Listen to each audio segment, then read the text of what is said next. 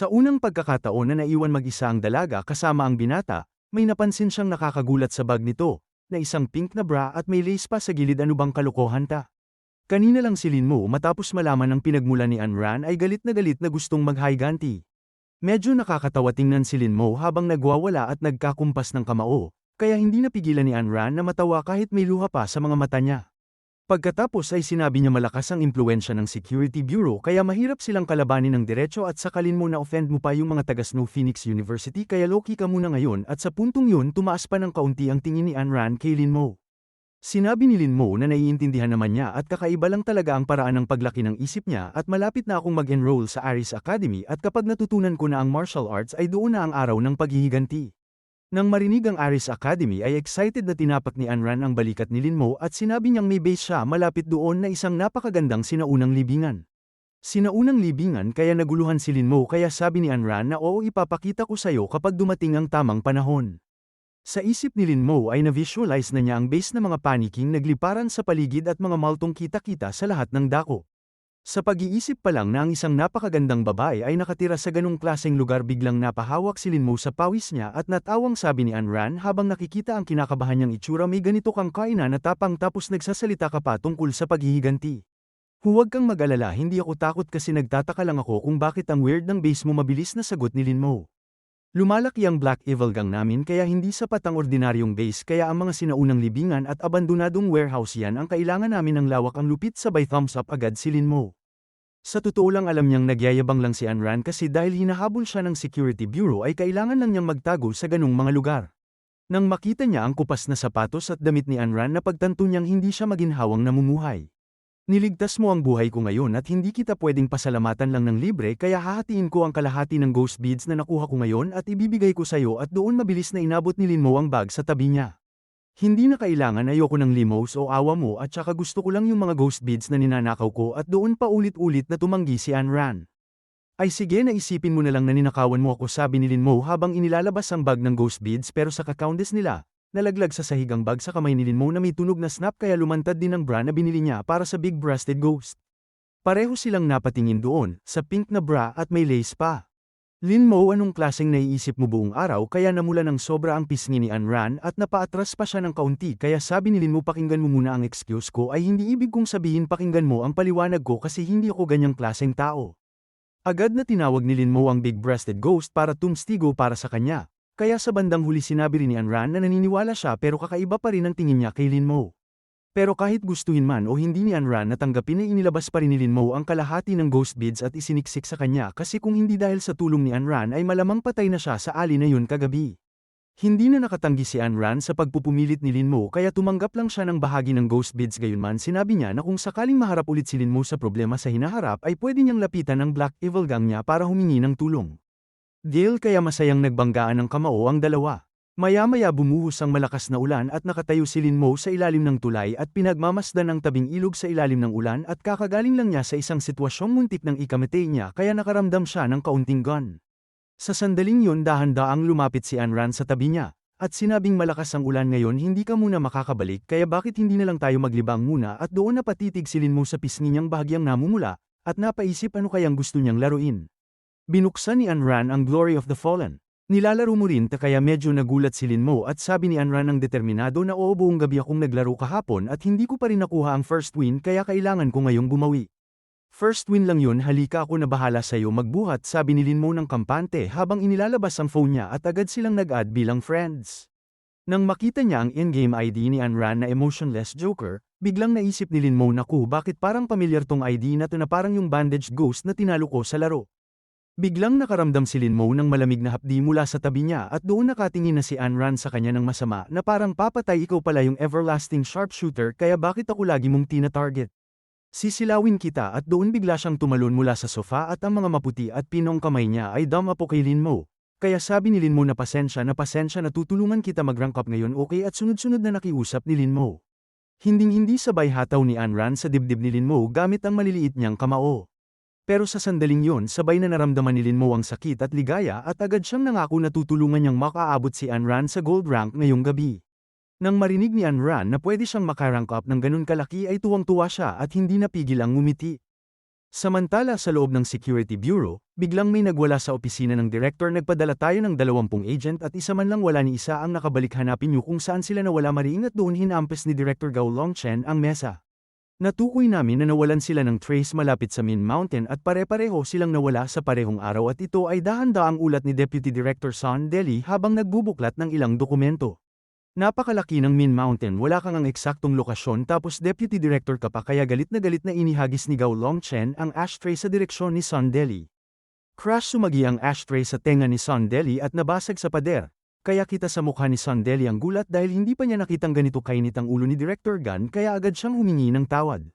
Masyadong tuso ang kalaban kasi nagkaproblema ang tracking devices ng mga agent natin at maging si Team Captain Johnson na isang level 6 Ghost Master ay pareho rin ang sinapit niya at tila parang wala man lang silang pagkakataong makapagpadala ng distress signal. Mahina at nakayuko niyang sabi. Kung hindi sila nakapagpadala ng distress signal, ibig sabihin ay wala man lang pagkakataon ng mga tao natin na lumaban pabalik, pero ang isang level 6 Ghost Master ang natalo ng ganun-ganun lang, bulong ni Gao Longchen. Habang galit na nakatingin sa mapang nakasabit sa pader, ang kamay niya ay nakaturo sa lokasyon ng Min Mountain. Siguradong mga nalalabi yun ng mga nakasil na demonyo, kaya maaaring sila lang yan. Pagkatapos ay may kumatok. Deputy Director Son Deli, may tumatawag po sa telepono. Mahina at marahang sabi ng babaeng assistant habang pumapasok, kaya sigaw ni Son Deli, lumabas ka, hindi mo ba nakikitang may mahalaga kaming pinag-uusapan? May tumawag po mula sa pamilya ninyo, sabi nila malubha raw ang pinsala ng anak nyo sa isang high school student na ang pangalan ay Lin Mo at bukod pa roon ay pinatay ang dalawa niyang contracted ghosts. Parehong napasinghap sa gulat sina Gao Longchen at Son Deli. Si Son Mo na may triple contract limit ay natalo ng isang high school student. Imposible. Kapag namatay ang isang contracted ghost ay umaabot pa rin yun sa isang contract slot, kaya mababagsak si Son Mo mula sa pagiging prodigy at magiging basura na lang, sabi ni Son Deli na may mabigat na ekspresyon. Puntahan mo na ang anak mo, sabi ni Gao Longchen na kinilala ang kahalagahan ni Son Mo kay Son Deli at hindi na muna binanggit ang nawawalang mga agent. Pagkaalis ni Son Deli ay kinuha ni Gao Longchen ang litrato ng anak niyang si Gao Shishi mula sa mesa at sinabing ang anak ko ang pinakamahusay kasi rank 1 siya sa buong probinsya. Samantala sa kabila nito, matapos tulungan ni Lin Mo na maabot ni Anran ang gold rank, ay sinabi ni Anran na kailangan na niyang bumalik para lagyan ng gamot ang isang sugatang lalaking naputulan ng binti, kaya pansamantala silang naghiwalay. Habang pinagmamasdan ng silweta ng dalagang naliligo sa liwanag ng buwan sa kalangitan. Hindi na malaya ni Lin Mo na napangiti siya at nang maglaho sa dilim ang anyo ng dalaga, saka lang siya nagising sa realidad at tila marahil ito na ang pinakamasayang araw mula nang mapunta siya sa mundong ito. Lumipas ang panahon at sa isang kisap mata dumating na ang araw ng enrollment sa Aris Academy, at nagkasundo sina Lin Mo at Black Little Fat na sasakay silang dalawa sa long-distance bus papuntang Aris Academy. Pagkasakay nila, puno ng excitement si Black Little Fat para sa Aris Academy kasi nabalitaan niyang ito ang pinakamalaking college sa probinsya, at sa sobrang excited ng batang ito, ilang gabi na raw siyang hindi makatulog. Tahimik lang si Lin Mo dahil alam niyang kapag nalaman ni Black Little Fat na napapalibutan ng mga sinaunang libingan ang school ay baka sa sobrang takot ay umuwi pa siya sa nanay niya. Umalis ang bus mula sa city center at bumiyahe mula tanghali hanggang gabi. Habang unti-unting nagiging desolado ang tanawin sa labas ng bintana, nakaramdam na ng kaba si Black Little Fat. Brother Lin Mo, bakit paunti ng paunti ang mga bahay sa labas pero parami ng parami ang mga libingan? Mabilis na ipinaliwanag ni Lin Mo na top-notch na institusyon kasi ang Aris Academy, kaya sinadya raw na itayo ang mga libingan para sanayin ang tapang ng mga estudyante at ang mga pinakamahuhusay na estudyante lang ang makakatagal hanggang dulo. Naliwanagan si Black Little Fat at pinuri pa si Lin Mo dahil sa pagpili niya ng tamang school. Pagkalipas ng isa pang oras ng maalog na biyahe, sa wakas ay nakarating na rin ang dalawa sa destinasyon, at pagkababa ni Lin Mo at Black Little Fat ng bus, agad na isinara ng driver ang pinto at mabilis na umalis, kaya pinanood lang ng dalawa ang bus na naglaho na parang tumatakbo palayo sa panganib. Nagkatinginan sila ng naguguluhan at doon sumabay ang malamig na hangin, at isang brown na ghost money note ang tumama mismo sa noo ni Black Little Fat. Naku, kaya pareho silang halos mapalunod sa lamig at takot, at saka nasaan ba talaga ang school, sigurado ba tayong tama ang sinakyan nating bus? Oo, dapat Aris Academy ito, kumpirmado ni Lin Mo habang chine-check ang lokasyon sa phone niya at sinabing nasa East Main Gate sila ng college. Maliban sa mga nagkalat na libingan at paminsan-minsang ghost fires ay wala man lang tumutugma sa hitsura ng isang gate, pero huwag kang mag-alala kasi kung susundan lang natin ang direksyon sa mapa ay makikita rin natin ang dormitory building, at doon pilit na pinapakalma ito ni Lin Mo. Pero wala ngang kalsada, daing ni Black Little Fat na halos maiyak na. Bit-bit ang mga malit na naglakad ang dalawa at hindi nagtagal ay napadpad sila sa gitna ng sementeryo. Habang naglalakad, aksidenteng sumagi ang malit ni Black Little Fat sa nakausling bato, kaya biglang gumalaw ng kusa ang isang mukhang ordinaryong lapida sa tabi nito at nagsimulang gumuho ang lupa sa bundok at dahan-daang lumitaw ang isang itim na kabaong na may kasamang langit-ngit. Biglang bumukas ang takip ng kabaong at sumirit paitaas ang malamig na hangin at lumabas ang isang zombie na nakasuot ng kasuotang opisyal ng Qing Dynasty na isang Wicked Spirit level Green Corpse Ghost. Nagsimulang kabahan si Lin Mo dahil mas mataas ang level ng multong ito kaysa sa alinman sa mga contracted ghosts niya. At bukod pa roon dahil sa presensya ng espiritong ito nagsimulang manginig ang mga bunten sa paligid kaya sa gamit ng Blood Eye Long Range Vision ay mabilis niyang sinuri ang sitwasyon, tila may hindi bababa sa 10 ghost ng Wild Grave na papalapit. Bro Lin Mo, anong gagawin natin ngayon? Tarantang tanong ni Black Little Fat. Well, ano pa ba maghanda sa laban at tawagin natin ang lahat ng contracted ghosts natin at humanap ng pagkakataong makalusot. Lumabas ka Trash Can Ghost at sa pagmamadali ay sinampal ni Black Little Fat ang mataba niyang braso. At lumitaw sa harap nila ang isang dambuhalang trash can na 2 metro ang taas na kapanghihilakbot ang itsura nito pero hindi pa tiyak ang combat ability nito. Nagsimulang lumapit ang mga ghost ng Wild Grave at sa tulong ng Blood Eye ay naramdaman ni Lin Mo ang paparating na atake ng Green Corpse Ghost. Biglang bumuga ng maitim na hangin ang Green Corpse Ghost at sinabing punit-punitin sila at umalingaw-ngaw ang paos na boses. Sa gulat mabilis na binuksan ni Black Little Fat ang takip ng trash can ghost at inutusan si Lin Mo na magtago sa loob kasama niya. Pero sa mismong sandaling yun biglang may ghostly hand na sumulpot mula sa lupa sa ilalim ni Black Little Fat, at mahigpit na kumapit sa kanyang bukong-bukong kaya sa lakas ng hatak mula sa ilalim ay napasigaw sa takot si Black Little Fat. Sa isang kisap mata hinihila na ang buong katawan niya pababa at tanging itaas na bahagi na lang ang pilit na nakaangat sa lupa habang ang trash can ghost na kahit bukas ang mata ay walang magawa. Maganda lang ang depensa ng trash can pero halos wala itong attack power kaya umiling si Lin Mo sa inis. Kaya mabilis na kinontrol niya ang Chainsaw Ghost para sumaklolo kaya agad hinawakan ng Chainsaw Ghost ang ulo ni Black Little Fat at sa isang malakas na hatak ay iniahon siya na parang hinuhugot ang isang labanos mula sa lupa. Nang makita ang maselang hitsura ni Black Little Fat ay biglang naglalaway ang Chainsaw Ghost sa gutom at mabaho ang hininga nito mula sa bukang bibig na parang mabubuksan pa ng mas malaki at halos matamba sa takot si Black Little Fat. Kinailangan ni Lin Mo na buong essence yung kontrolin ng Chainsaw Ghost para hindi nito kagatin si Black Little Fat. Pero sa mismong sandaling yun nagsimulang gumalaw ang lupa sa ilalim ng paa ni Black Little Fat at muling may 2 ghost ng Wild Grave na humawak sa kanyang mga binti. Ninanakaw mo pa ang karne ko kaya sa galit ay itinulak ng Chainsaw Ghost ang talam ng chainsaw sa leeg ng isang ghost ng Wild Grave, at kasunod nito ay isang paalang nahagupit na hamati sa ulo nito mula sa katawan kaya 2 brown na ghost beads ang nalaglag sa lupa. Nang makita ng Green Corpse Ghost na napatay ang matagal na niyang kasama ay sumiklab ang galit nito kaya bumuga ito ng malakas na ghostly aura na lagot na tayo. Papatayin ko kayo at doon ang Green Corpse Ghost na parang may spring sa katawan ay tumalo ng 5 metro pataas. At inunat ang malalaking ghost claws nito papunta kay Lin Mo samantala ang ibang ghost ng Wild Grave ay mabilis na lumubog sa lupa at lumitaw mismo sa ilalim ni Lin Mo at Black Little Fat. Nakaramdam si Lin Mo ng matinding takot. Kaya dali-dali niyang inutusan ng big-breasted ghost na i-activate ang Sanskrit Sound Flames Life. Habang umaalingaw ang tunog ng zither ay parehong natigilan ang mga ghost ng Wild Grave at ang Green Corpse Ghost kaya sa puntong yun ilang sentimetro na lang ang layo ng Green Corpse Ghost kay Lin Mo at ramdam niya ang amoy ng nabubulok na katawan nito at doon napaluhang sigaw ang Green Corpse Ghost at ang mga mata nitong puno ng itim na dugo ay matinding nakatitig kay Lin Mo. Anong tinitingin-tingin mo? May dumibas sa mukha ko. Chainsaw Ghost, patayin mo na yan agad. Umabante ang Chainsaw Ghost na may dalang chainsaw, na tinadyakan nito pababa ang nakapirming Green Corpse Ghost, at itinutok ang chainsaw sa leg nito. Sa ugong ng chainsaw nagtilian ng mga spark mula sa Green Corpse Ghost pero hindi man lang nasugatan ang leg nito at ilang kayumangging marka lang ang lumitaw at hindi man lang nabutas ang balat. Anong klaseng bakal na depensa? Tabalot ba siya sa shell ng pagong kaya nagulat si Lin Mo at mabilis na umatras. Bro Lin Mo, dali rito, tawag ni Black Little Fat. Kaya agad na nagtago si Lin Mo sa loob ng trash can ghost. Sa loob ng tiyan ng ghost ay puno ito ng basura at may mabigat at kakaibang amoy pero wala silang choice at mabilis nilang pinag-usapan kung paano tatakbo sa sitwasyong yun.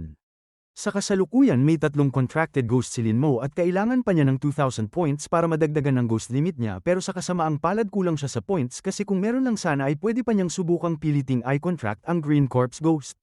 Naku, nakakalaya na siya sa control ng Sanskrit Sound Flames Life. Nakita nilang hinawakan ng Green Corpse Ghost ang chainsaw kaya nagliparan ng spark sa paligid, at pinabagal ng sobrang lakas nito ang mabilis na ikot ng chainsaw. Habang nagpapatayan ng puwersa ang Chainsaw Ghost at Green Corpse Ghost, ang mga ghost ng Wild Grave sa ilalim ng lupa ay nakawala na rin sa kontrol at isa-isang lumabas na sumugod sa trash can ghost na parang mababangis na aso. Matapos ang paulit-ulit na pagkamot at pagkagat ay nagsimula ng mabitak ang panlabas ng Trashcan Ghost, at kalaunan ay nagkaroon ng mga butas at biglang may ghostly hand na sumuot sa loob kaya Black Little Fat peke ba tong Trashcan mo? Nakakainis anong klaseng ghost school ta gusto ko nang umuwi kaya doon si Black Little Fat nang makita na hanggang isang kalimang bahagi na lang ang health ng Trashcan Ghost ay halos umiyak na sa takot. Paano umabot sa ganito ang kapal talaga ng teammate ko mukhang kailangan ko nang lumabas at buhatin siya mag-isa at habang handa nang gumawa ng last move si Lin Mo. Isang ghost ng Wild Grave ang biglang nag-angat ng takip ng trash can at paulit-ulit na umungol sa dalawa sa loob. Pero sa susunod na sandali ay natanggal ang ulo nito kaya anong nangyayari na sagip ba tayo? Tapos may matinis na tili mula sa itaas at mabilis bumaba ang isang vampire, at sa matatalas nitong kuko ay isa-isa nitong pinugutan ng ulo ang maraming ghost ng Wild Grave na parang mga lobo na napuputok na lobo ang tunog sa paligid kaya tuluyang nawasak ang mga ghost ng Wild Grave. Nang makita ng Green Corpse Ghost na napatay ang lahat ng tapat niyang tauhan binitawan nito ang nagpupumiglas na Chainsaw Ghost, at sumugod ng may sigaw papunta sa vampire. Headless Ghost ikaw naman at doon tumunog ang isang melody kong boses ng babae. Isang headless ghost na may hawak na dambuhalang martilyo ang tumalon kaya naramdaman ng Green Corpse Ghost ang matinding panganib mula sa likod at natigilan sa takot. Bumagsak mula sa langit ang isang bolt ng itim na kidlat at ang energy hammer na puno ng napakalakas na puwersa ay malakas na bumagsak sa Green Corpse Ghost at doon kumalat ang isang napakalaking energy explosion. At nang mawala ang alikabok at naipako ang Green Corpse Ghost ng malalim sa lupa. Mga bata, welcome sa Aris Academy, sabi ng boses na parang awit ng ibon. Isang matangkad at magandang dalaga na nakapalda ang nakatayo sa harap ng trash can at ang mahahaba niyang legs ay malinaw na nakikita sa gabing yun. Sa likod niya ay ang dalawang contracted ghosts niya na nakatayo at ang malalakas na vibration ng mga ito ay nagpapakita ng kapangyarihan nila. Hello senior, ako si Lin Mo, sakto ang dating mo at doon excited na mabilis na binuksan ni Lin Mo ang takip ng trash can at lumabas. Hello junior, ang pangalan ko ay Mu Wanqing, inatasan akong tulungan kayo at sa iyo ba ang Chainsaw Ghost at Big-Breasted Ghost? Oo, akin sila pero maliit na malevolent spirits lang sila. At sabay hinawakan ni Lin Mo ang marka sa braso niya at muling tinawag ang dalawang ghost. Napakagaling mo na kaya mong pigilan ng Green Corpse Ghost at ang napakaraming ghost ng Wild Grave ng ganoon katagal kaya tila ikaw ang pinaka-talented na freshman na nakita ko, sabi ng senior kaya nahihiyang kinamot ni Lin Mo ang ulo niya sa papuri. Bro Lin Mo, ano na ang sitwasyon? At doon sumilip mula sa loob ng trash can si Black Little Fat at nagtanong. Kaya sagot ni Lin Mo, nagpadala ang academy ng senior para sumaklolo sa atin, ligtas na tayo ngayon, lumabas ka na. Ganito ba talaga kahusay ang treatment dito na may senior pa talagang sumasalubong at doon pagkakita sa magandang babae ay parang nakalimutan ni Black Little Fat ang takot niya at sobrang na-excite. Hello senior, ako si Wang Pang, at sabik niyang iniabot ang kamay niya para makipagkamay kaya sabi ni Lin Mo, lumayo ka, huwag mong idikit yang malagkit mong kamay sa damit ng senior. Sabi ni Mu Wanqing na may mainit ng ngiti, okay lang, grabe ba ang takot niyo kanina? Hindi naman ang mga low-level ghost ng Wild Grave na yun ay hindi nga makasugat sa matitigas kong nerves. At pwedeng tanungin mo si Lin Mo kung ayaw mo maniwala at doon ay agad na nagyabang si Black Little Fat. Talaga ba, sino ba yung kanina lang umiiyak at tumatawag sa nanay pero ngayon na nakita mo ang magandang senior na wala na ang luha mo? Pare, bigyan mo naman ako ng kahihiyan kaya mabilis na pinigil ni Black Little Fat si Lin Mo. Hihihi, hindi napigilan ni Mu Wanqing na matawa sa kal-iwan ni Black Little Fat at parang tumutunog na pilak na kampana ang tawa niya, sabay sabing dapat na tayong magmadaling pumunta sa academy para mag-register at kailangan nyo na rin mag-settle in kasi marami pang dapat asikasuhin. Pagkatapos ay binitiwan niya ang hawak sa Green Corpse Ghost at muling tinawag ang Headless Ghost at Vampire Ghost. Habang nagsanib ang dalawang liwanag na isang dilaw at isang pula sa katawan niya, mabilis na gumapang palayo ang Green Corpse Ghost, at tumakbo nang hindi na lumilingon kaya nag-usisang tanong ni Lin Mo, bakit mo siya pinakawalan? Ang mga Wild Grave na ta ay puno ng iba't ibang klaseng kakaibang ghost kaya hindi ba't sila ang perpektong training ground at kung nilipol ko ang lahat ng yan saan naman magsasanay ang mga estudyante ng academy, ganun ba yun? Sa ibang training grounds may mga specially crafted formations at mga nahuling ghost para siguradong safe ang mga estudyante pero dito sa Aris Academy ay Wild Grave ang ginagamit na training ground na puno ng unknown dangers at konting pagkakamali lang ay pwedeng mamatay. Hindi ba medyo masyadong matapang ang academy natin? Pero sabi ni Mu Wanqing na huwag kang mag-alala, hindi naman ganoon kalakas ang mga ghost sa Wild Grave, hindi mo ba nakita kung paano ko sila madaling natalo? Pagkapasok pa lang nila at makakita agad ng Wicked Spirit level Green Corpse Ghost tapos sinasabing hindi raw ganoon kalakas kaya napangiwi ng bahagya sina Lin Mo at Black Little Fat. Nang makita ang mga nakakalat na ghost bead sa lupa ay maingat na tinanong ni Lin Mo kung kukunin pa ba yun ng academy. Siyempre, hindi kailangan ng academy ang ganyang kaliit na halaga kaya isipin nyo na lang itong welcome gift sabi ni Mu Wanqing habang nakangiti at inilahad ang dalawang kamay. Wow, salamat po senior, kahit basic lang ang mga ghost bead na ito pero sa dami nito ay worth at least 160,000.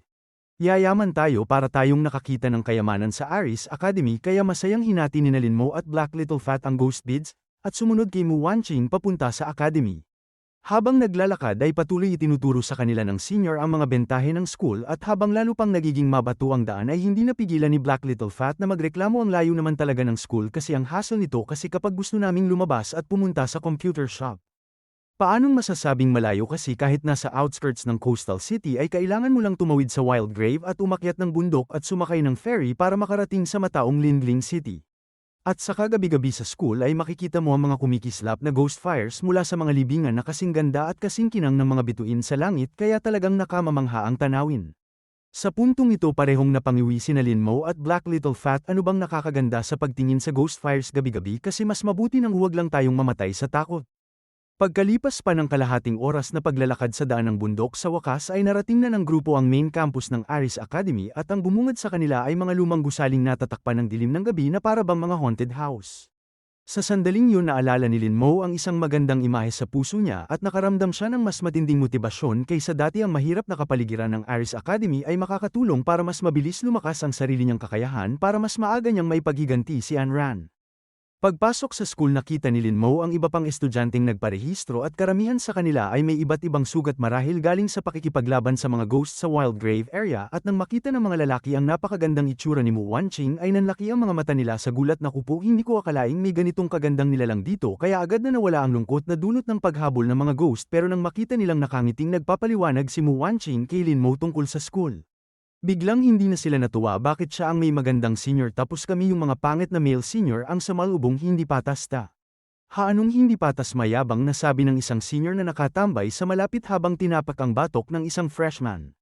Naka-90 ang lalaking yun sa A-level ghost domain noong college entrance exam kaya honor student siya kaya personal siyang binigyan ng principal ng special attention ikaw sa 60 points mong ghost domain score ay swerte mo pa't sinundo pa kita. Nang marinig nilang henyo si Linmo na pumasa sa A-level ghost domain exam nagningning ang mga mata ng mga babae sa paligid sa paghanga. Sa gilid ay mabilis na tinapos ni Mu Wanqing ang enrollment procedure para kay Linmo at sa kaibigan nito. At saka ibinigay kay Linmo ang susi ng dormitory 433 at paalala lang na gumamit kayo ng sunscreen bukas sa military training, kaya ngumiti at tumango si Linmo. Isa pa tandaan nyo sa gabi ay lagi nyong i-lock ang pintuan ng dorm nyo dahil baka may mga night wonder and ghosts na gumagala sa campus at kapag nakapasok sila sa dorm nyo ay hindi yun nakakatuwa kaya mabilis na tumango si Linmo na tanda na susundin niya ang payo nito. Habang pinagmamasdan ni Black Little Fat ang papalayong anyo ni Mu Wanqing ay puno ng paghanga ang mukha niya ang ganda talaga ng senior at sana pwede siyang maging girlfriend ko. Maniwala ka sa akin bro hindi mo kaya ang gaya niya kasi ang tank girl ang bagay sa'yo at doon napatawa si Linmo kaya ang imahe ng matipunong tank girl sa katabing klase ay biglang pumasok sa isip ni Black Little Fat at agad siyang nainis gusto mo ba talaga akong hindi makatulog? Dinala ng dalawa ang mga malite nila papunta sa dormitoryo at madilim ang buong dorm building at puno ng nakakatakot na aura ang paligid. Pagdating nila sa pintuan ng dormitory 433, bago pa sila makapasok may narinig silang kakaibang tunog mula sa loob na isang ritmikong shush shush shush mga isang beses bawat segundo kaya agad na sumigaw si Black Little Fat na may multo sa loob. Tingnan mo nga naman sobrang takot mo pero nandito tayo para matuto ng ghost catching kaya buntong hininga ni Linmo at itinulak ang pinto, pero ang bumungad sa kanya sa loob ay nagpatigil sa kanya, kasi may isang binatang may basket ang nakaupo sa kwarto na humahasa ng mahabang matalim na kutsilyo. Malinaw na namumukod tangi ang pilat sa mukha niya sa dilim at kumikislap ang mga mata niya na parang mabangis na lobo at pagtingala niya isang nakakatakot na aura ang dumagundong papunta sa kanila. Naku po mas nakakatakot pa kaysa multo kaya tumalon si Black Little Fat sa likod ni Linmo pre nagpapatalas ka ng kutsilyo sa dilim natakot mo kami. Tapos ay binuksan ni Linmo ang ilaw ng kwarto na sinabing, hindi ko kailangan ng ilaw para maghasa ng kutsilyo na malamig na sagot ng binatang may basket na may halong babala sa boses niya sa mga estranghero pero hindi na pwedeng makipagtalo roon kaya tumango si Linmo bilang pagsang-ayon, saka sinenyasan si Black Little Fat na pumasok. Mabilis na inayos ng dalawa ang mga kama nila kasi pagod na rin sila sa maghapong biyahe at gusto na lang ni Linmo humiga. Pagkatapos ay lumingon siya sa binatang may basket na patuloy lang sa paghahasa ng kutsilyo at sinubukan niya itong kausapin ako si Linmo sa susunod na ilang taon ay magkasama tayo sa iisang bubong kaya pakiingatan mo po kami. Ako si Akiyu at doon saglit na tumigil ang binatang may basket tapos tahimik ulit, kaya naisip ni Linmo ang weird naman ito pero baka socially awkward lang o may problema sa utak. Hindi ordinaryo ang kutsilyo niya may masamang kutob ako sabi ng Blood Eye Ghost na bahagyang nanginginig ang boses. Pagkarinig nito lalo pang naging interesado si Linmo kaya tinanong niya Akiyu para saan ba yung kutsilyo mo kasi mukhang kakaiba. Muling tumigil si Akiyu sa ginagawa niya at may komplikadong ekspresyon na lumitaw sa mga mata niya at sinabing, shaving knife ito at itinaas niya ang mahabang kutsilyo at tiningnan ito na parabang napakahalaga nitong artifact. Mahinang bulong ni Linmo kay Blood Eye Ghost na naguguluhan hindi ba't pangahit lang ang shaving knife kaya bakit ka matatakot doon? Bata ka pa kasi ano bang alam mo tignan mo base lang sa kalidad ng talam nito ay isa yan sa mga anti-gong gamit at malamang ginamit yan noong Qing Dynasty ng mga Manchu para mag-ahit ng ulo at panatilihin ng braids at sa paglipas ng panahon ay nasipsip nito ang yang energy ng mga lalaki kaya naging sandata laban sa mga multo kaya kung ganun ay ibig sabihin marunong pala talaga tong taong ito kaya hindi natin dapat minamaliit si Akiyu. Sabi ni Linmo habang hinihimas ang baba niya at biglang mas naging interesado kay Akiyu. Na bro ano ang contracted ghost mo pwede bang ikwento mo at bakit ka napadpad sa bulok na Aris Academy nata? Ang astig niyang shaving knife mo baka pwede tayong mag-spar minsan at doon parang machine gun sunod-sunod na tatlong tanong ang binato ni Linmo kaya medyo nagulat si Akiyu kasi hindi niya inakalang ganun agad kadaldal si Linmo sa unang pagkikita nila. Shadow ghost ang contracted ghost ko at saka pumunta ako sa Aris Academy dahil mura ang tuition at tungkol naman sa sparring ay mahinang ghosts lang ang kaya kong labanan. Sa puntong yun lalo pang naniwala si Linmo na eksperto si Akiyu kasi sabi nga na may antas din ng contracted ghosts ayon sa rarity at ang mga karaniwan gaya ng corpse-eating ghost at starvation ghost ay kilala na ang kakayahan at madaling kontrahin pero ang shadow ghost ni Akiyu at ang blood eye ghost niya ay rare na S-tier ghost na hindi basta-basta nako-contract. Nang makita ang tapat na sagot ni Akiyu naisip ni Linmo na mabuting tao siya at malamang tahimik lang talaga ito dahil mahiyain.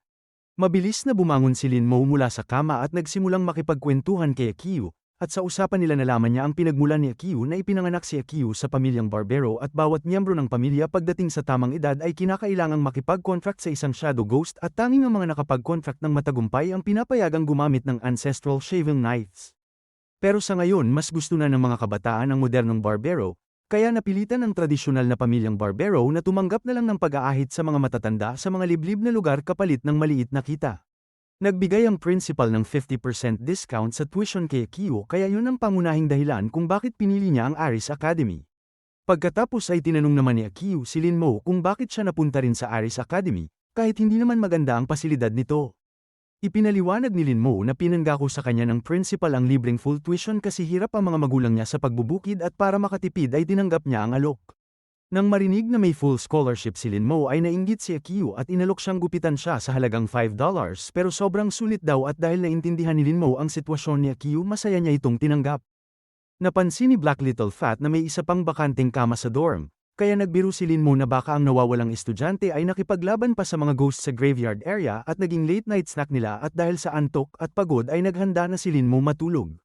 Mabilis ding nakatulog ang tatlo, at sa kalaliman ng gabi umihip ang malamig na hangin sa hallway.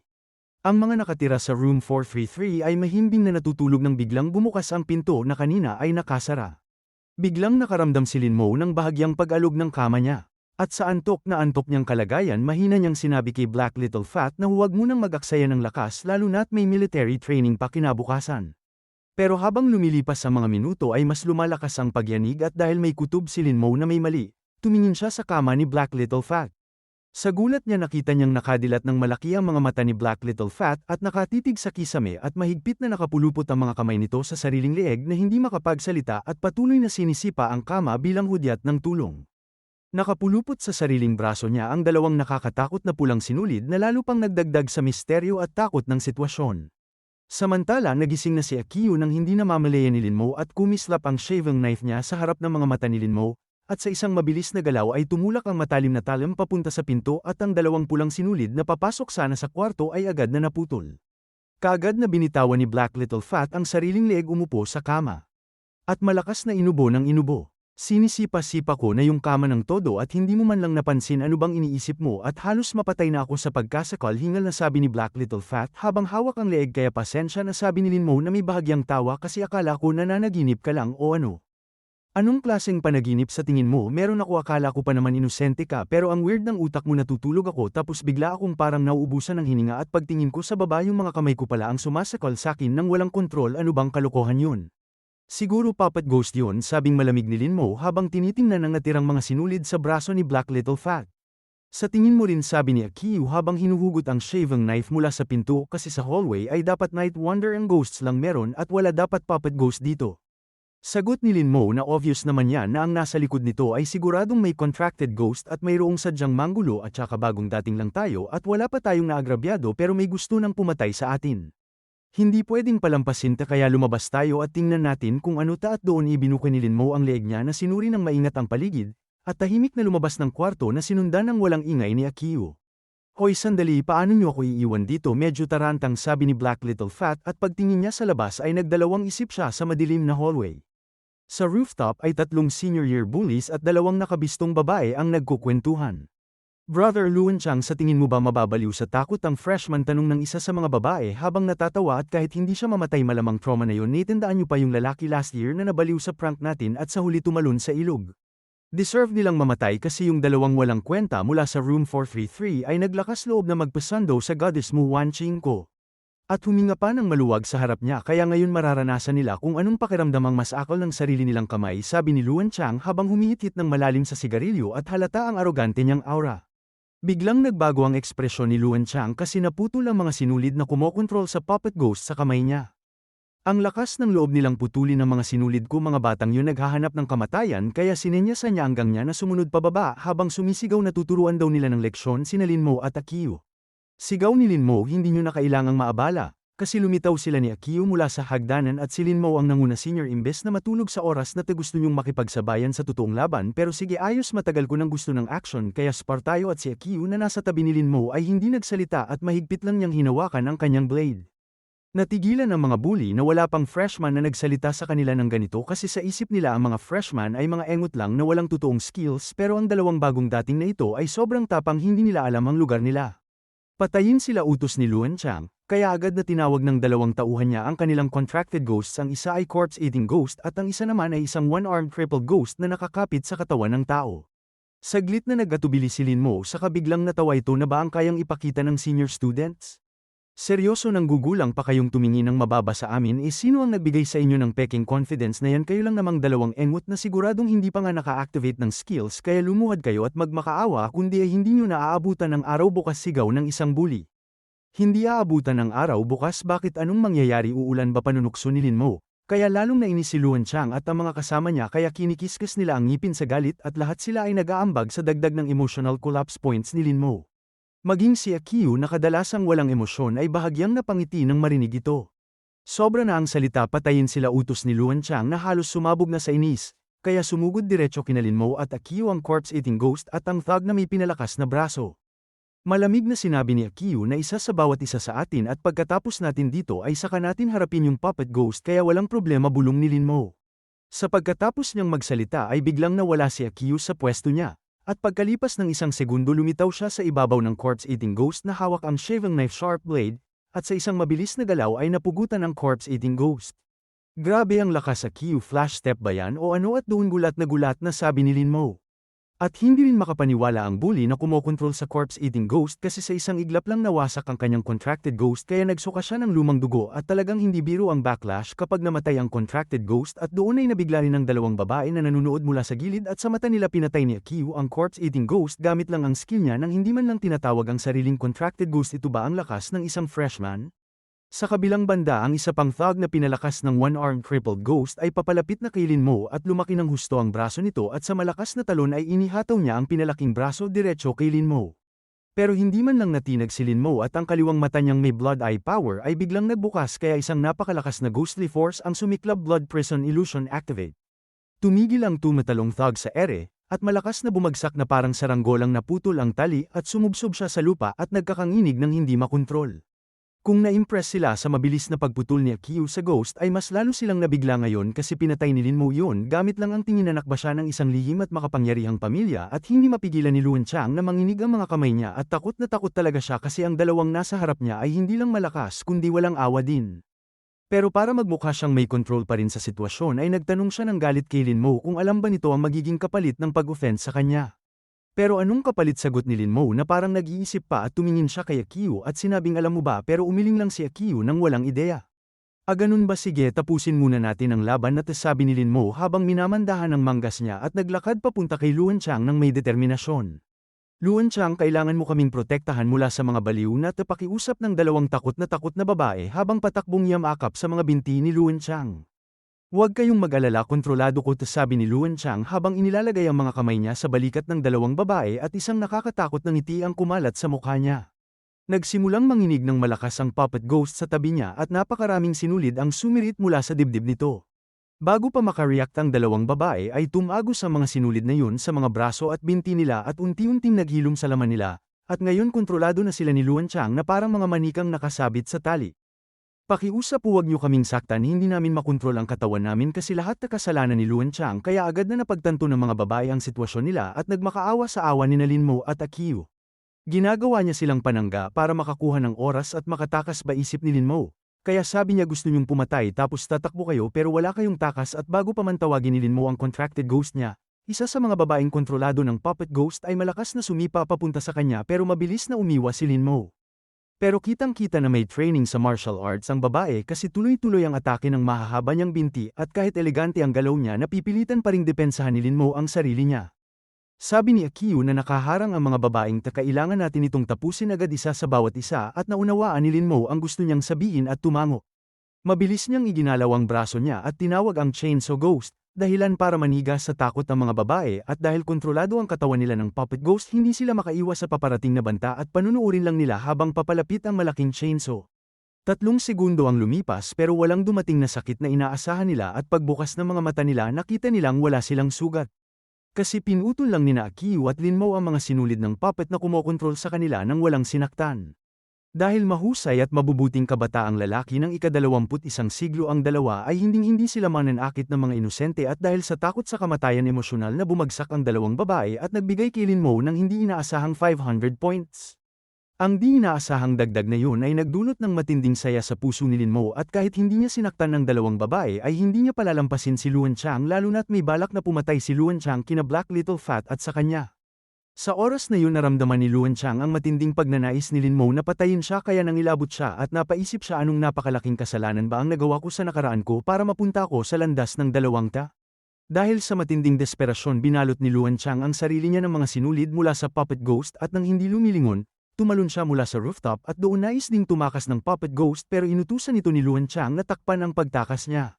Kaya sa masamang loob hinatak ng puppet ghost ang mga sinulid para matulungan si Luan Chang na makatakas.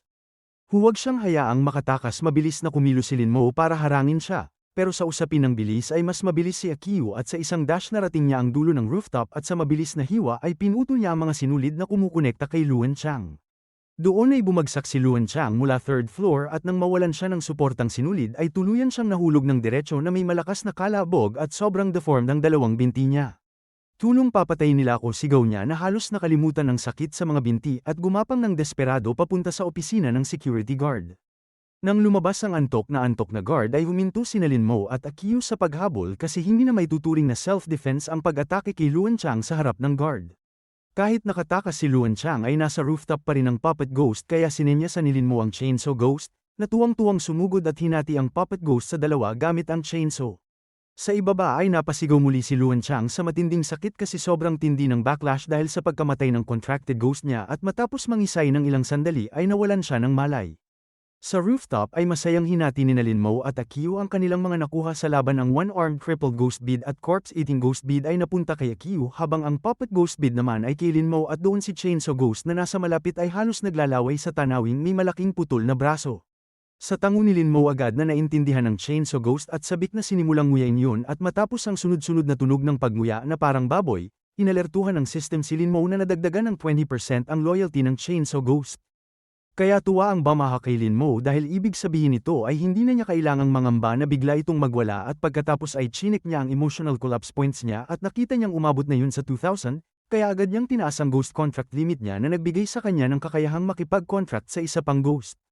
Matapos linisin ang kalat sa balcony, bumalik ang dalawa sa dorm 433, at pagpasok nila nakita nila ang isang dambuhalang trash can.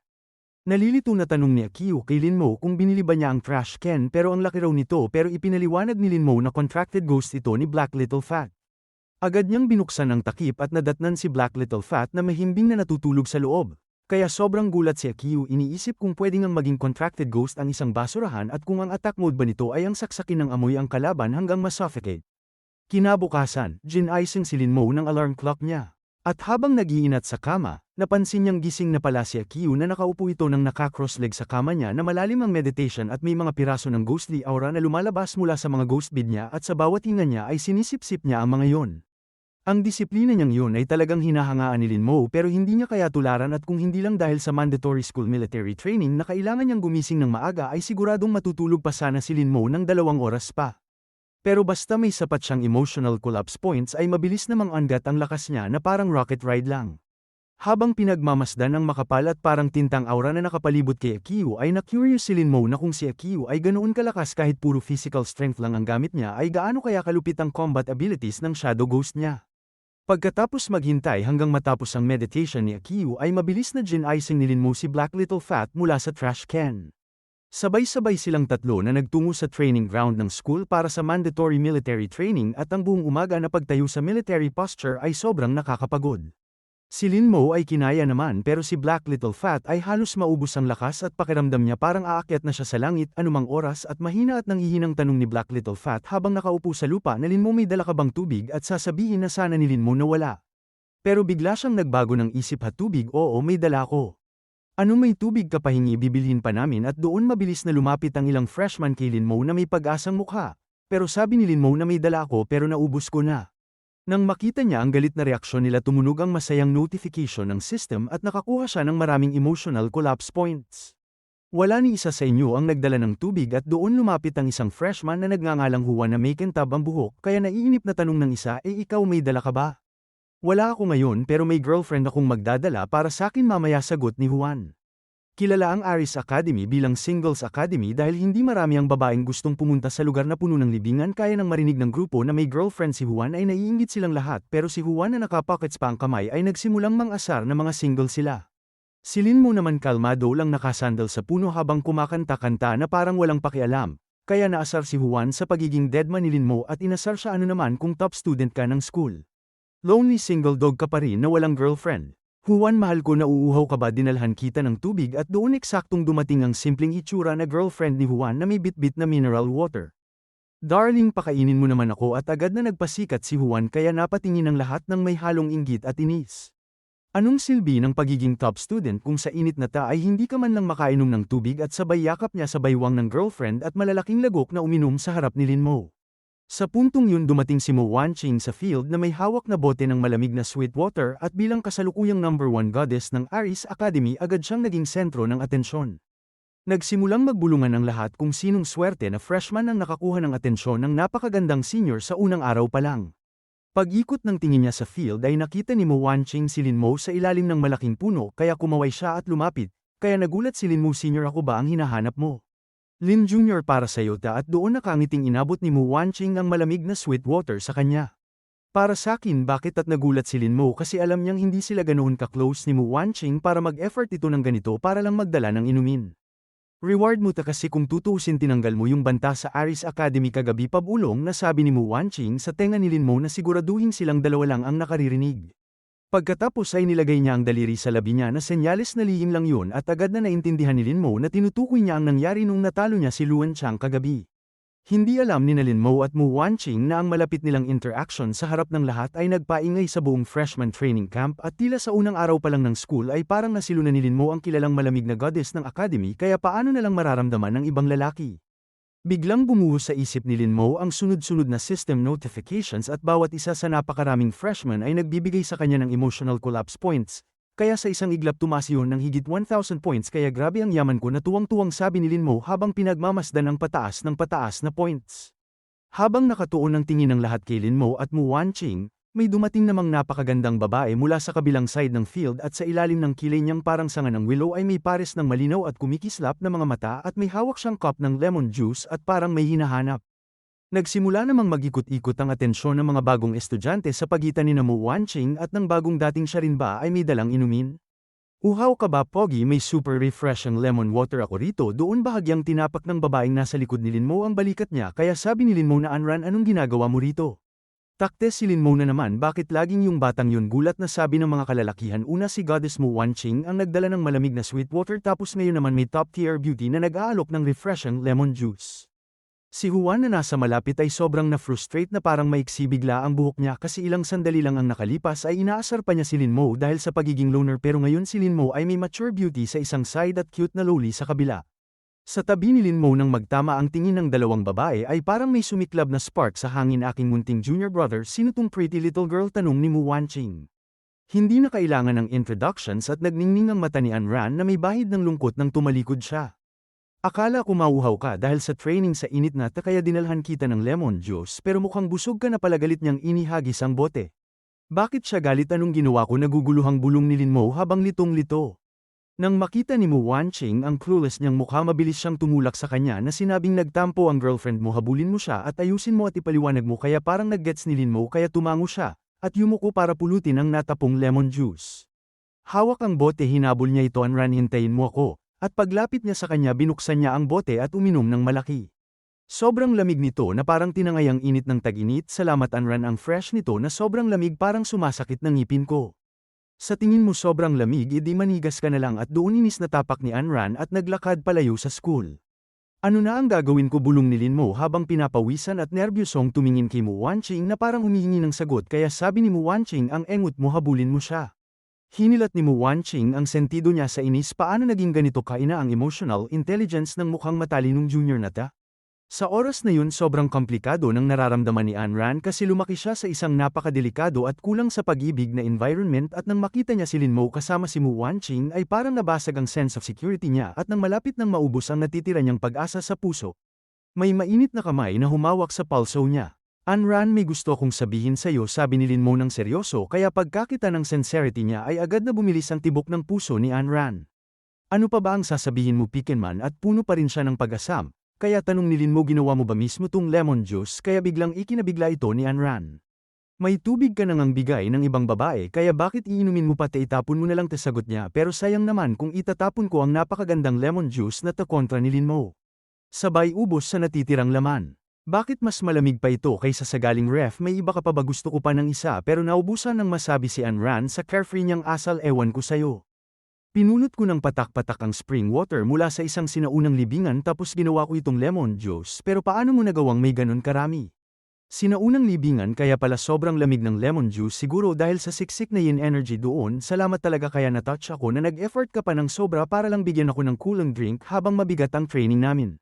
Nilagyan ko rin yan ng lason kaya mamamatay ka rin naman mamaya sanggal ni Anran, kaya huminto si Lin Mo tapos natawa kung gawa mo iinumin ko kahit may lason pa may iba ka pa ba pahingi naman ng isa pa kaya nang marinig yun dahan-daang napangiti si Anran pero naalala niyang tumanggap si Lin Mo ng tubig galing sa iba kaya bigla na naman siyang nainis hindi ba may nagbigay sa'yo ng cola inumin mo yun?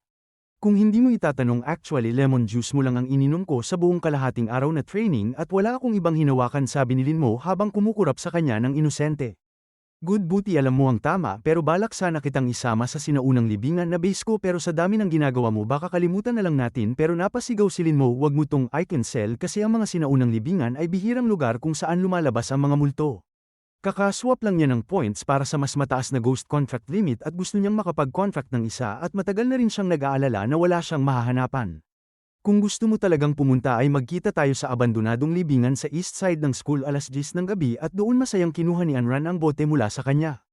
At umalis na may magaan na hakbang. Mukhang napakalma na siya habang pinagmamasdan ng magandang silhouette ni Anran ay napangisi si Lin Mo.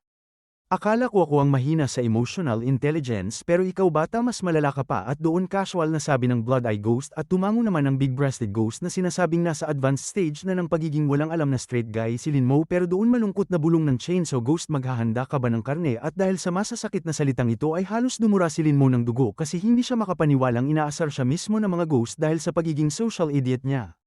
Sa huli napakalma ko rin siya kaya ibig sabihin lang nun kaya ko naman di ba?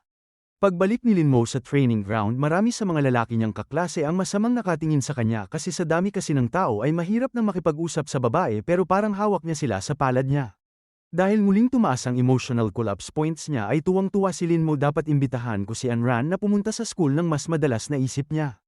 Hindi nagtagal dumating ang gabi at ginabayan ng nightmare ghost sina Linmo at Anran papunta sa pasukan ng sinaunang libingan at mula sa itaas ay puno ng ghostly aura ang abandonadong sementeryo kaya nakakatakot ang tanawin. Kung natatakot ka rito ay mas dehado ka pa kaysa sa akin noong 10 taong gulang ako kasi noon ay ako lang mag-isa ang tumawid sa kumpol ng ghosts mayabang na sabi ni Anran. Noong 10 taon ka ay hinarap mo na ang kumpol ng mga ghosts sobra ka bang lakas noon tanong ni Linmo. Kaya paliwanag ni Anran na may life-granted ghost pa ako noon na nagpoprotekta sa akin kaya hindi lumalapit ang ibang ghosts. Tahimik si Linmo habang iniisip kung paano basta nalang kinuha ni Gao Longchen ang ghost doll ni Anran anong klaseng impyernong pagkabata kaya ang naranasan niya. Pagkalipas ng mga 10 minuto ng lipad ay lumapag ang nightmare ghost sa harap ng napakalaking bante ng libingan. Paminsan-minsan may mga paniki at corpse mods na sumisirit mula sa mga siwang sa bante na lalong nagpapakirot sa nakakatakot na ambience. Dadaan tayo dito sa butas ng mga Tomb Raider at nasa unahan lang ang secret base ko masayang sabi ni Anran kay Linmo. Ang pasukan ay parang ginawa ng mga profesional na Tomb Raider na diretso patungo sa kailaliman ng burial ground, at wala pang kalahating minuto ay nakatawid na ang dalawa sa tunnel at narating ang burial chamber. Nakapaglagay na si Anran ng ilang maliliit na ilaw kaya sapat ang liwanag at malawak ang loob at kung matapang ka ay pwede na itong pansamantalang tirahan. Boss, nandito na kayo bati ng isang malapad na lalaking kulang sa isang binti at nakaasa sa tungkod. Hindi ba ito yung lalaking nagtangkang mang-hold up kay Linmo noon at natalo ang wine barrel ghost niya ng chainsaw ghost ko kaya naging ordinaryong tao na lang siyang walang contracted ghost? Nang mapansin niyang nakatutok ang tingin ni Linmo sa binti niya ay natawa ang malapad na lalaki at inamin ang pagkatalo at pagtanggap sa pagkawala ng isang binti kaya tunay kang lalaki bro thumbs up na puri ni Linmo. Naalala mo pa ba ako old classmate at doon may pamilyar na boses na sumingit? At mula sa isang tent gumapang palabas ang lalaking may isang braso na si Wukun uy hindi kita nakita mula nang matapos ang assessment hindi ko inakalang nandito ka pala sigaw ni Linmo. Paliwanag ni Wukun na paglabas ko sa ghost domain na dismaya ako at sinubukan kong tumalon sa tulay pero buti na lang sinagip ako ng boss dito at in-encourage akong magpatuloy kaya sumali ako sa Black Evil Gang, kaya pagkarinig nito napatingin si Linmo kay Anran na para sa isang taong lamaking gaya niya ay napakahanga pa rin na may kabutihan siya sa puso. Ano di ba ang galing ng base ko di ba hindi kailanman mahuhulaan ang mga hayop na taga-security bureau na nandito ako proud na sabi ni Anran. Tapos ay itinuro niya ang estatwa ng ulo ng dragon tingnan mo doon nililipat nito ang groundwater papunta dito at dyan galing yung lemon water na ginawa ko para sayo at purong natural spring water yan kaya sobrang fresh. Lumapit si Linmo sa estatwa at totoong nakita niyang may ulo ng dragon na tuloy-tuloy ang pagtulo ng tubig. Pero ang entrance ng libingan ay mahigpit na nakasara na para bang hindi pa kailanman nabubuksan maganda ang antechamber nitong sinaunang libingan pero kung bubuksan natin ang pinto ay hindi ba mas malaki pa ang space sa loob tanong ni Linmo. Sinubukan ko na lahat para buksan yan pero ayaw talagang gumalaw ng pinto, pero hindi ba may isa pang robber's tunnel na diretso papasok at doon nanlaki ang mga mata ni Linmo habang sinisiyasat ang pinto ng libingan at sa gulat niya kahit ang blood eye vision niya ay hindi mabutas ang kakaibang pintong yun. May ilang ibang tunnel pa pero tumigil sa gitna ang paghuhukay kasi lahat ng sumama sa paghuhukay ay namatay at ang mga katawan nila ay nandoon pa rin sa mga tunnel kaya siguradong may malakas na nilalang sa likod ng pinto na ta. Dahil sa matinding kuryosidad, agad na tinawag ni Linmo ang chainsaw ghost para atakihin ang pinto kaya nagliparan ng sparks, pero hindi man lang nagasgasan ng pinto tila ang walang kapantay na chainsaw ghost ay naguluhan ng konti siguro ng nakain kong karne ngayon. Kung pwedeng buksan yan sa lakas lang ay matagal na sana naming nabuksan yan kaya siguradong maaaring barrier yan o magic formation. Barrier daw habuntong hininga ni Linmo habang ibinabalik ang chainsaw ghost, pero nakaramdam siya ng kakaibang puwersang humihila sa kanya papunta sa pinto. Nang hindi nag-iisip iniabot niya ang kamay at marahang hinawakan ang ulo ng dragon, at biglang umuga ang pinto ng libingan, at bumuhos ang alikabok at lupa mula sa kisame. Ang napakalaking pinto na may timbang na libo-libo ay kusa nang bumukas anong nangyayari lindol bata. Hindi tingnan niyo si Linmo nagbubukas ang pinto at doon isang makapal at malamig na aura ang sumirit palabas. Nang silipin ni Linmo at Anran ang loob ay daan-daang everlasting lamps ang nagliwanag sa buong hall at bumungad ang hukbo ng terracotta soldiers na nakahanay sa formation at sa likod ng hukbo ay may mahabang hagdan paakyat hanggang sa isang dambuhalang stone sarcophagus. Ang ganda nito at doon si Anran at ang iba ay napalunok sa sobrang gulay pero bakit? Kasi sinubukan na namin lahat pero hindi namin mabuksan at si Linmo lang ang humawak ay gumana agad bulong ni Anran. Hindi natin alam baka may misteryosong koneksyon si Linmo sa sinaunang libingan na tabulong ng iba at ang driver sa gilid ay natahimik at pilit nag-compose ng sarili kasi sa tagal niyang nabubuhay ay hindi pa niya nakita ang ganito kaimposibleng tanawin. Bakit ko ito nabuksan at nang bumukas ang pinto ay nakaramdam siya ng hindi maipaliwanag na koneksyon sa buong mausoleum na parang pamilyar sa kanya ang lahat ng nasa loob ano kaya ang ibig sabihin nito. Puno ng tanong maingat na pumasok si Lin Mo papasok sa libingan at sumunod sina Ayn Rand at ang iba na dala rin ng sariling kuryusidad at habang papalapit si Lin Mo sa Terracotta Army. Biglang gumalaw ang mga estatwang kanina ay hindi gumagalaw, at sabay-sabay, ay lumuhad sila sa isang tuhod na parang nagbibigay galang kay Lin Mo. Anong nangyayari isip ni Lin Mo kasi ang mga Terracotta soldiers na ay dapat mga bantay ng libingan kaya dapat inaatake nila ako dahil nanghihimasok ako, pero bakit sila lumuluhod sa akin? Ano ang koneksyon ng sinaunang libingan na ito sa akin at doon habang naglalakad siya sa formation ay naghihiwalay ang mga Terracotta soldiers para bigyan siya ng daan. Kaya bulong ng Blood Eye Ghost na hindi ordinaryo ang pinagmula ng batang ito. Sa puntong yun naramdaman ni Ayn Rand at ng iba ang misteryosong aura na lumalabas kay Lin Mo kasi ang sinumang may kakayahang makuha ang respeto ng Terracotta Warriors ay siguradong may hindi pangkaraniwang pagkakakilanlan. Pero nang subukan ng mga nasa likod ni Lin Mo na sumunod sa formation ay agad na itinutok ng mga warrior ang mga sibat at espada sa kanila, kaya napaatras sila sa takot. At nang si Ayn Rand na ang papasok ay hinarang lang siya ng mga sundalo ng walang agresyon. Lin Mo mag-ingat ka, sigaw ni Ayn Rand mula sa kabilang dulo ng Terracotta Formation na puno ng pag-aalala ang mukha niya. Pero tahimik lang si Lin Mo at patuloy na umakyat sa stone staircase at sa bawat hakbang ay bumabalot sa isip niya ang malilinaw na imahe. Sa unang hakbang ay nakita niya ang isang general na nanguna sa hukbo sa digmaan, at sa pangalawa ay pinaslang ng parehong general ang 10,000 kalaban at ang mga bangkay ay naging bundok at ilog ng dugo. Sa pangatlong hakbang ang general na ngayoy naging mabangis at nakakatakot na may hawak na espada ay nakilala ng mundo bilang Sword Ghost.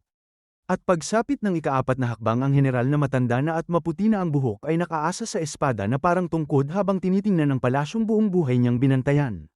Ang kabaong na ito ay siguradong kay Sword Ghost na isip ni Lin Mo habang dahan-daang nararating ang tuktok ng hagdan. Biglang may paos na boses na umalingaw mula sa loob ng kabaong. Sino yan? Ang pinuno ba ng Sealed Demon Kingdom? Natigilan si Lin Mo at umatras. Ang libingang ito ay 3 o 4 na raang taon ng tanda kaya paano pa nakakapagsalita ang nasa loob, pero bulong ng Blood Eye Ghost na huwag kang matakot kasi kaluluwang naiwan lang yan ng may-ari ng libingan. Nang mag-ipon ng lakas ng loob ay sumagot si Lin Mo, hindi ako ang pinunong sinasabi mo at ang pangalan ko ay Lin Mo. At hindi ko alam kung bakit ko nabuksan ang libingan, pero alam kong matagal nang bumagsak ang Sealed Demon Kingdom na binanggit mo. Aso talagang nawala na ito kaya puno ng pangungulila ang boses mula sa kabaong. Tumango si Lin Mo at sinabing alam niyang ang Sealed Demon Kingdom ay isang sinaunang maliit na monarkiya sa timog kanlurang bundok na may lawak na 10,000 square kilometers at populasyong 200,000 lang. 50 taon na ang nakalipas ay nilusob ito ng Zhou Kingdom at winasak ang palasyo at opisyal na tuluyang naglaho. Bakit ang bansang inialay ko ang buong buhay ko para protektahan ay winasak ng Zhou Kingdom? Ibalik niyo ang kaharian ko at ang mga tao ko. Kaya puno ng dalamhati at galit ang boses at sa isang malakas na bangang kumalabog habang ang napakalaking takip ng kabaong ay biglang bumukas. Isang napakalakas na ghostly aura ang sumirit hanggang langit kaya ang dating malinaw na langit ay natabunan agad ng may itim na ulap at may mga itim na kidlat na dumaan na parang mga ahas. Sa halos parehong oras sa Security Department ng Jiang Province, nang inigsigaw Long Chen, napakalakas na ghostly aura nun, siguradong Sword Ghost ng Sealed Demon Kingdom yan. Tumingala siya sa magulong langit at kumikislap ang pulang mata niya habang tinatasa ang kaguluhan at doon dali-daling pumasok sa opisina si Sun Deli at iniutos ni Gao Long Chen na mukhang nabuksan na ang libingan ng Sword Ghost. Matagal na natin siyang hinahanap at nasa ilalim lang pala natin kaya hanapin niyo agad ang lokasyon ng libingan ni Sword Ghost at lipunin ang anumang nalalabi ng Sealed Demon Kingdom na makita niyo. Kaya sagot ni Sun Deli na naunawaan ko at sabay umalis.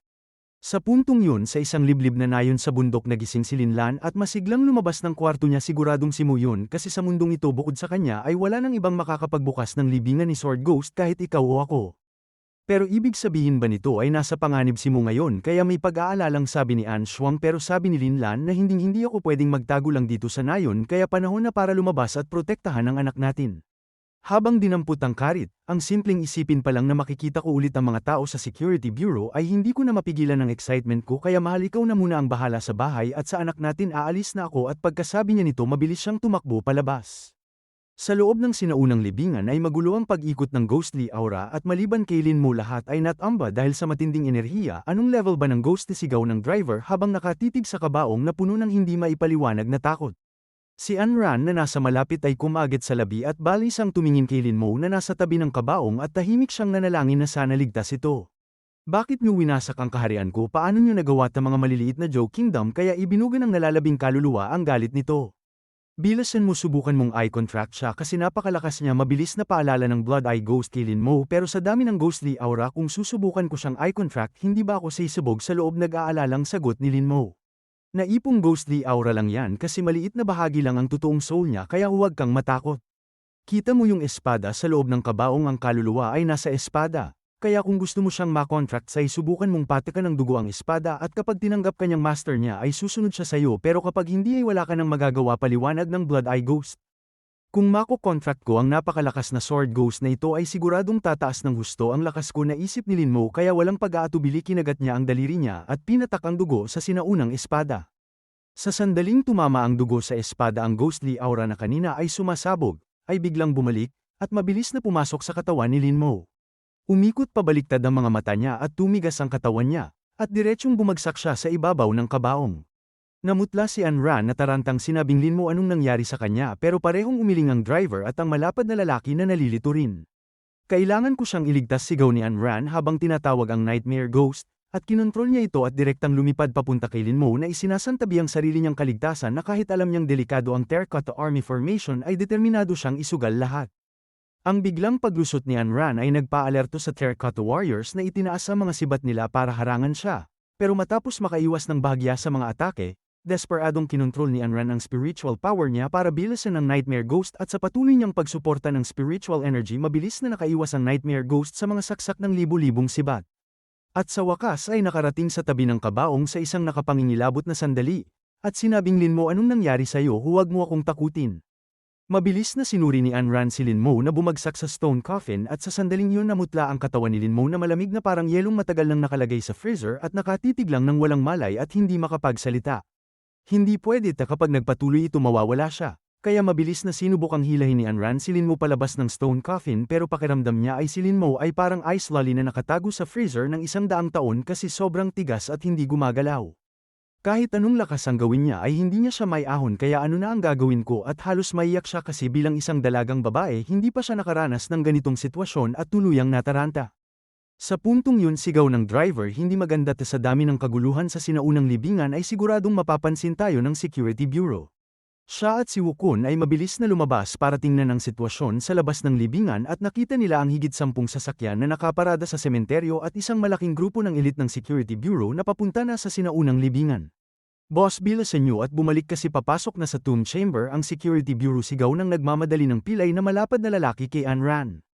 Sa puntong ito pagod na si Anran at kumakagat sa ngipin ay ginamit niya ang natitira niyang spiritual power para mapalipad ng Nightmare Ghost si Lin Mo, na handang piliting makalusot muli sa Terracotta Warriors, pero hindi nangyari ang inaasahan niyang tagpo kasi sa pagkakataong ito hindi siya inatake ng Terracotta Warriors, at sa halip nag-iwalay sila at nagbukas ng daanan para sa kanya. Boss nakaharang ang main entrance ng Security Bureau umatras tayo sa secret passage kaya tumango si Anran. At mabilis na tumakas ang grupo palabas ng tomb chamber sa pamamagitan ng isang hidden path. Hanapin niyo ng mabuti kasi malapit lang ang nalalabi ng Sealed Demon Kingdom at kapag nakita niyo ay huwag niyong palalampasin ng sinuman at patayin agad ng walang awa.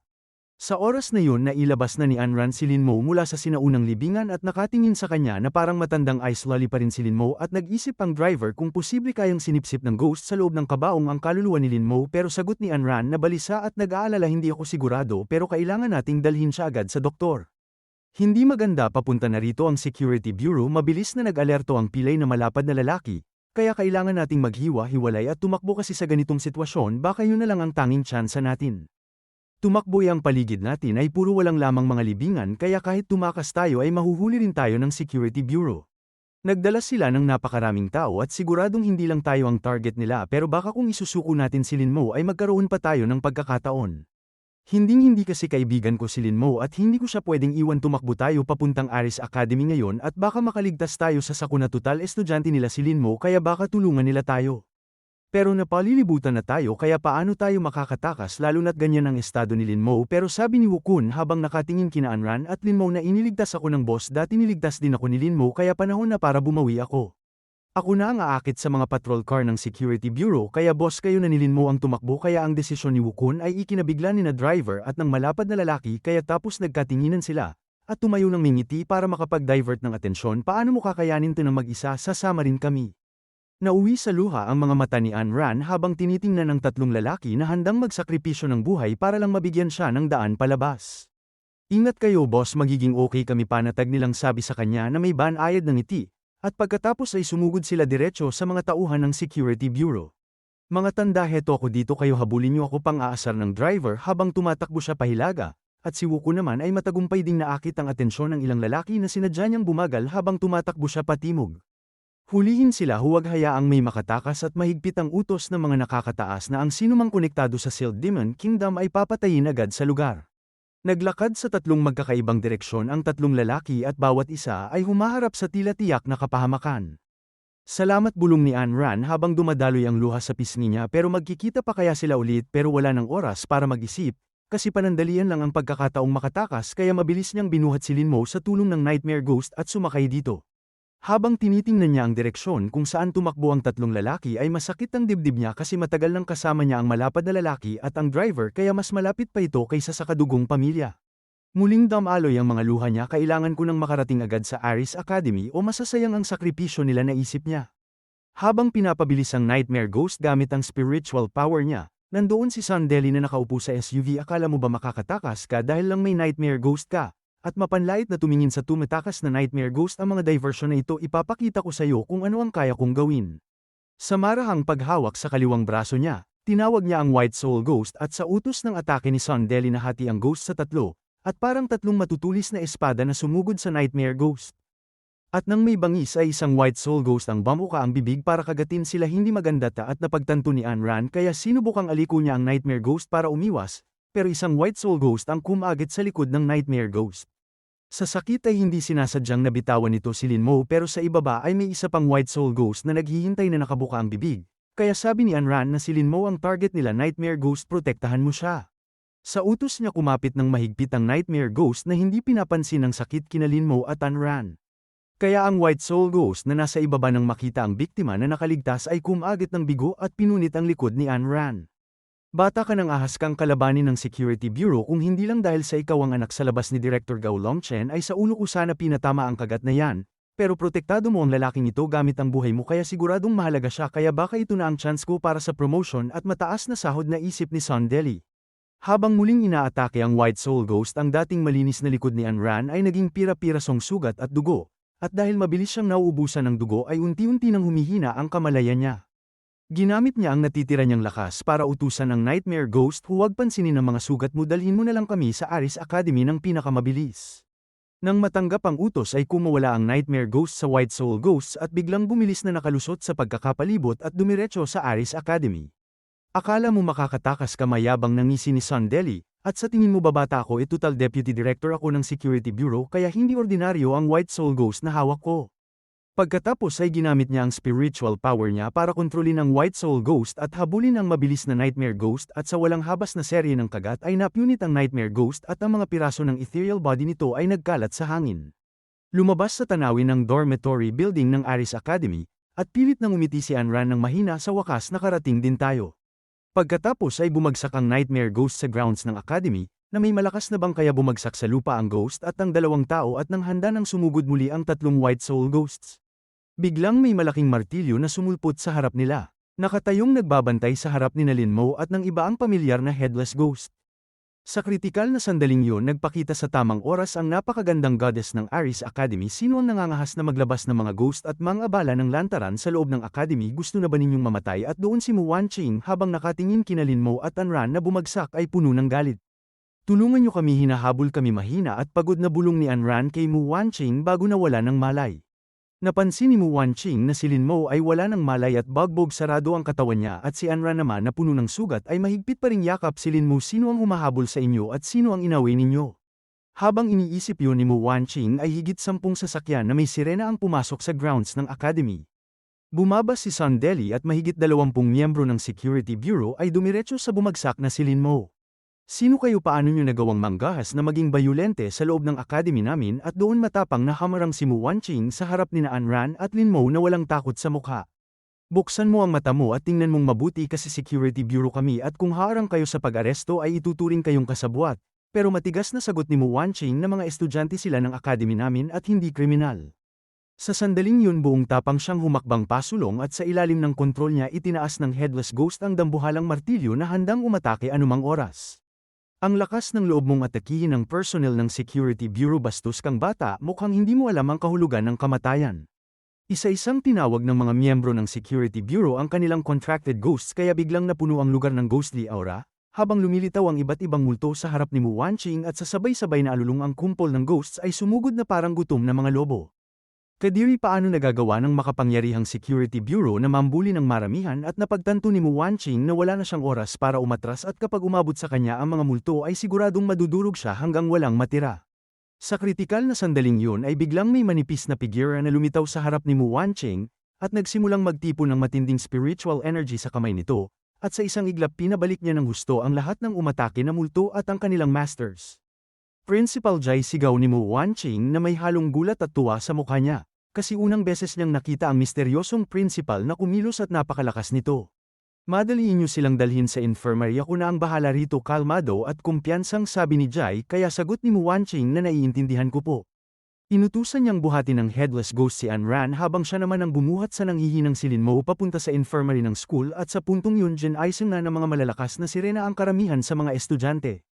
Nasa hallway ng dorm ang mga ulo na sumisilip-silip sa mga pintuan. Ako, tingnan niyo ang goddess ng Aris Academy na si Mu Wanqing ay may binubuhat na lalaki sa gitna ng gabi. Intimate ba sila, bulong ng isang estudyante, pero sumagot ang isa, gamitin mo naman ang utak mo. Sa tingin mo ba ang magkarelasyon na gumagawa ng intimate stuff ay makaka-attract ng napakaraming agent ng Security Bureau, at nandito pa nga si Deputy Director Sondeli, kaya siguradong hindi ito simpleng bagay. At nagtanong ang ikatlong estudyante, ano bang ginagawa ng principal natin, balak ba niyang labanan silang lahat ng mag-isa, pero sa lakas niyang level 6 Ghost Master ay baka kaya pa niyang sabayan sa laban si Deputy Director Sondeli. Sa puntong yun si Akiyu mula sa Dormitory 433 ay nakatayo sa bintana at pinagmamasdan ang nangyayari sa ibaba, at ang mga mata niyang parang lawin ay nakatutok kay Lin Mo na buhat ni Mu Wanqing. Ang lakas ng sword energy ni Lin Mo, matagal siyang nag-isip bago niya nasabi ang mga salitang yun.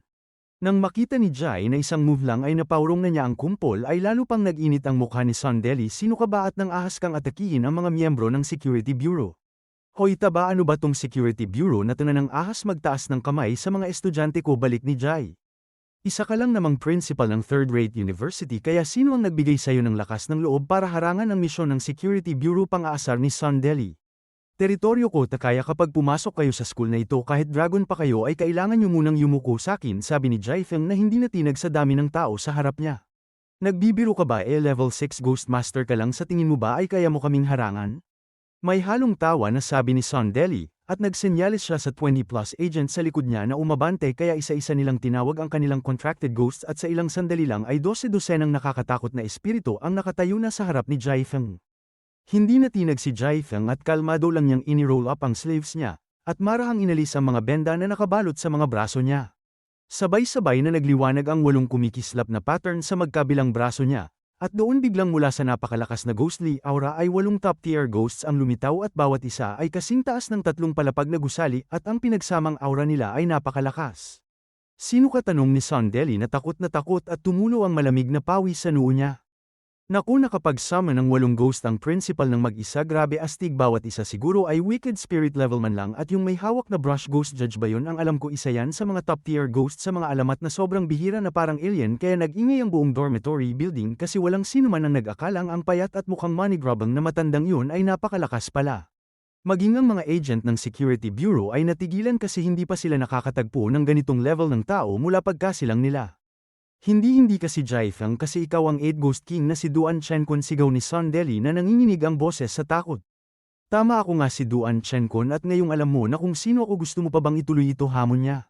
Bakit ang military leader na nagbabantay sa Southwest ay nandito sa third-rate university na ito at principal, pabulong ni Sondeli, pero naunawaan niyang mahalaga si Lin Mo. Matapos mag-isip ng saglit ay kumagat siya sa ngipin at humakbang. Commander Duan Chenkun, province pa rin ito, kaya wala kang kapangyarihang harangan ng pag-aresto ng Security Bureau, at kung magpapatuloy ka ay huwag niyong sisihin kami sa anumang mangyari. Wala akong pakialam kung sino ang aarestuhin niyo, pero bilang principal ay poprotektahan ko ang mga estudyante ko, at kung gusto niyong may kunin sa aking lugar at sino mang hindi takot mamatay ay subukan niyo, banta ni Duan Chenkun.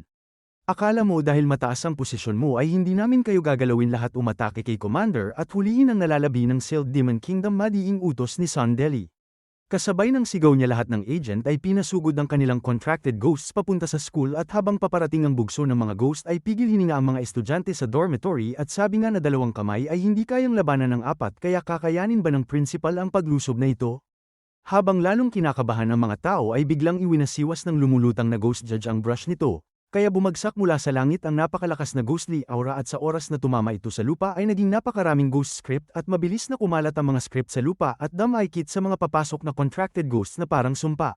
Biglang tumigil ang pagsugod ng mga ghost at ang mga kanina'y nagwawala ay napasubsob sa sakit na parabang sobrang hirap ang kanilang pinagdadaanan. Ghost maid, ikaw na ang bahala sa mga na-immobilized na weaklings na para sakin, bulong ni Jaifeng, kaya walang kahirap-hirap na iwinasiwas ng ghost maid ang side niya. At naglabas ito ng malakas na bugso ng hangin na parang bundok na bumabagsak kaya ang mga nakaperming contracted ghosts ay naging dehado. Ang mahihinang ghost ay agad na pinatay at ang mga security bureau agent sa likod na hindi nakaiwas ay nagtamo ng maraming malulubhang pinsala. Sandaling umalingaw sa campus ang sabay na sigaw ng tao at ghost. Natulala ang mga estudyante sa dormitory building kasi 2 ghost lang ang ginamit ng principal pero natalo niya ng madali ang grupo ng security bureau at kung buong 8 ghost ang ilalabas ng principal ay siguradong wala nang makakapantay sa kanya at baka kaya pa niyang talunin pati ang Diyos at Buddha at doon may mga estudyanteng napabulong noong admission period ay nagpakitang gilas ako sa principal at minsan hindi ko pa nga siya binigyan ng toilet paper nang kailangan niya sa banyo kaya naalala nila ang dating ugali nila at napanginig sa kaba. Pati ang mga agent ng Security Bureau ay nanginginig din na nagugulat sa lakas ni Jaifeng. Posible ba talaga ang lakas na ito sa isang tao, bulong ng isa? Nagngit-ngit si Sondeli at nagkaroon ng kaunting sugat sa braso niya dahil sa bugso at nang makita niyang malubha ang pinsala ng mga agent niya, napilitan siyang magutos ng pag-urong kaya habang pinapanood ang magulong pag-address ng Security Bureau, hindi napigilan ni Duan Chenkun na mang-insulto, mga basura kayong, puro sayang lang sa resources ng bayan, at pagkatapos ay tumalikod siya at naglakad papunta sa medical room. Puno ng sigawan at saya ang buong dormitory building, at pinuri ng mga estudyanteng nakapanood sa laban ang husay ng principal at sinabing tama ang naging desisyon nilang pumasok sa Aris Academy. Sa ibang lugar mabilis na bumalik ang mga bigong agent ng Security Bureau na may mabigat na loob, at tinawagan ni Sondeli ang number ng director. Kumusta ang mission, tanong ni Gao Longchen sa pagsagot niya, kaya sabi ni Sondeli sa pagitan ng mga ngipin niya na nakatakas ang batang konektado sa sword costume, at parang may mga taong nangangahas na hamarang sa landas ko sa Jiang Province at ang taong yun ay ang principal na ng Aris Academy na si Duan Chenkun, na dating isang military leader na pumunta sa Jiang Province para maging principal ng isang basurang university. Interesting, naisip ni Gao Longchen, dapat magpasalamat ka na nakabalik ka pa ng buhay kasi extermination ang signature move niya. Noon nung lumusab si Duan Chenkun sa Sealed Demon Kingdom ng mag-isa lang ay inubos niya ang mga nakikita niya sa buong lungsod. Kaya si Duan Chenkun ay hindi magpoprotekta sa nalalabi ng Sealed Demon Kingdom.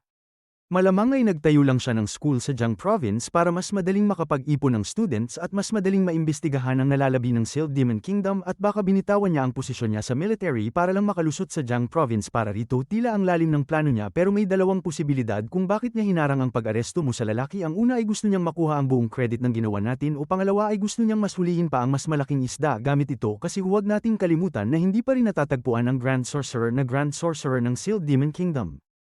Ibig sabihin papanuuri na lang natin na maaga ang credit sa ginawa natin?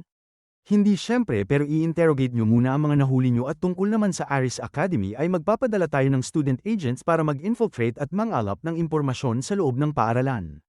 Sabik na suhestyon ni Sondeli na pwede bang ang 2 anak ko ang maging student agents at sa isip niya na kung magtagumpay sila ay mabubuksan ang daan nila papuntang Security Bureau, pwede naman at para mas ligtas ay isasama ko rin si Gao Shishi. Matapos ayusin ang usapan ay tinapos ni Gao Longchen ang tawag, at sinabing ang Grand Sorcerer ng Sealed Demon Kingdom, sa pagkakataong ito ako mismo ang huhuli sayo. Samantala sa isang train station ay bumahing si Linlan ang habang bumibili ng tiket at pabulong na nagreklamo, sino kaya ang lintik na nanunumpa sa akin sa likod ko.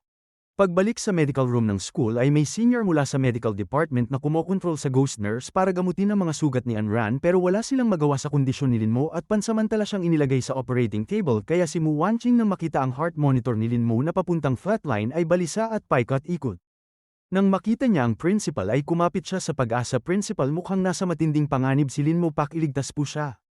Okay lang yan kasi marami lang negative energy ang naipon sa katawan ng bata kaya nasisira ang heart meridian niya. Kaya kailangan lang ilabas ang energy at magiging okay na siya. At matapos ang ilang araw na pahinga, kumuha si Jaifeng ng silver needle, at mabilis na itinusok yun sa noo ni Linmo at habang umaagos palabas ang itim na dugo ay unti-unting naglaho ang negative energy sa katawan niya sa pamamagitan ng karayom.